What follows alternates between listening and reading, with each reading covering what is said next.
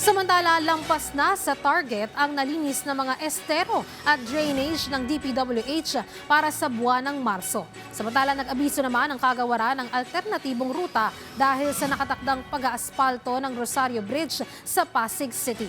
Yan ang sentro ng balita ni Floyd Brex. Magsasagawa ng waterproofing at asphalt work ang DPWH sa Rosario Bridge mula Abril 2 hanggang Abril 6 bilang bahagi ng pagpapalakas ng kaligtasan at tibay ng tulay. Mananatili itong passable sa mga motorista ngunit may bahagi ng inner at outer lanes na pansamantalang isasara.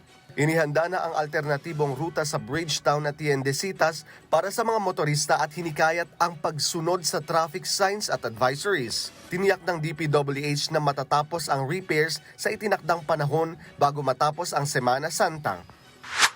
Patuloy ang paglilinis at dredging ng DPWH NCR kasama ang mga district engineering offices sa mga estero at drainage para maiwasan ang pagbaha at masiguro ang kaligtasan ng publiko.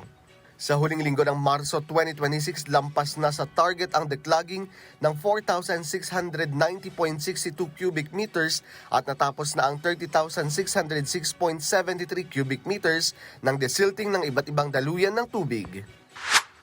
Nag-abiso naman ang DPWH Leyte na isasara ngayong araw ang Co-op Bridge sa Dayhagan, Salvacion, Co-op Libertad Road mula 10 p.m. hanggang 5 a.m. ng susunod na araw para sa paglo-launch ng girders sa kasalukuyang bridge widening works.